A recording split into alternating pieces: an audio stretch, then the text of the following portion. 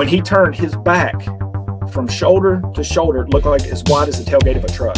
And just darkness, literal darkness, just came like all over, just all over me except where I was standing. This thing let out the most blood-curdling, mind-blowing, spine-tingling scream that you've ever heard in your life, and it cut through me like a knife. And I knew that they were going to take me. I just knew it. And then the next thing I can remember is being levitated. Well, when I look in there, I see two big eyes staring back at me. Hello and welcome. You're listening to the Bump Podcast, a place for the believers of the unexplained, monsters, and paranormal. Join us, and we'll go face to face with what goes bump in the night.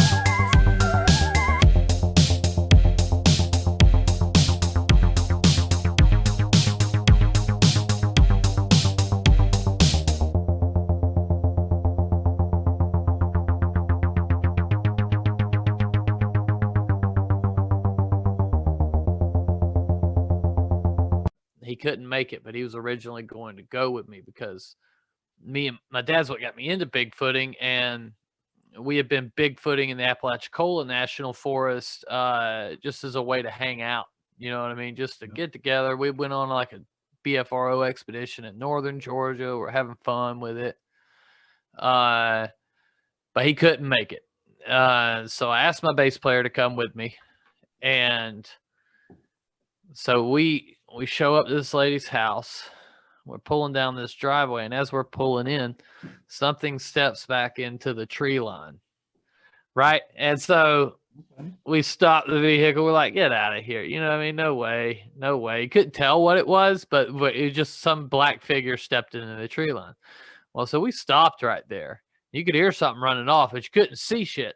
There was just a huge ravine that dropped off down in there, and that was a spring down in there. It's where the water come out of the side of the hill, you know. And so there's a whole lot of white sand at the bottom of the ravine, but all these bay trees were growing up. Once you got in there, you couldn't see somebody from the road. Okay. So we thought maybe just a hog, a bear maybe. Went on up to the house, met them. They put us on this mule, which is like a Kawasaki. You know what I'm saying? It's not an actual mule. So I've told this story before, and people are like, "Damn, he rode a mule around the property." They're like, "No, I didn't. I didn't ride no mule." But anyways, we get in the back of this thing. She's driving us around the property, and she's like, "Somebody seen Bigfoot there? You know, there's Bigfoot right there. There's some tree structures right out here." And there was really cool tree structures I couldn't explain, but they were small, right? Like, so we would find occasionally a big one.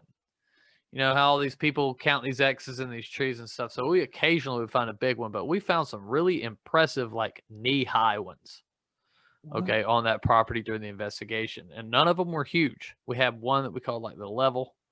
It was basically like 3 trees had been bent over, and then there was a tree sitting across the top of them. Like, because they all arced in the same spot, and at that same spot there was a big old limb just balancing, you know what I mean? And it balanced so much that it ended up eventually growing into the other tree. Some kind of fungus or something connected them. Really neat though. So anyways, she rides us back around, and she takes us to the camp where we're going to be staying, called the Hermit Shack. A Hermit Shack is to be one of the top 10 spookiest places I've ever been. All right. I've been to the Conjuring House, numerous other haunted places, you know, you name it.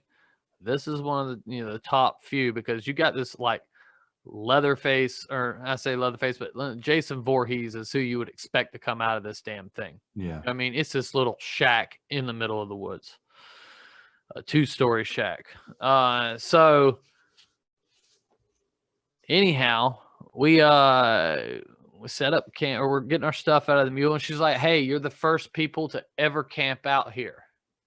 I was like, "What?" The BFRO had been investigating that place for 7 years. Okay.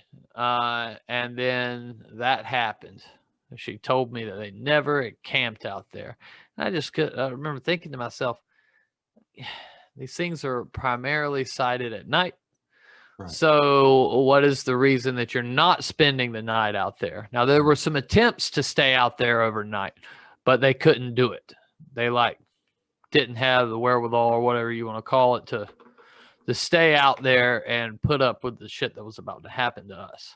Wow. Okay. So shit Okay. got real. Shit got real quick.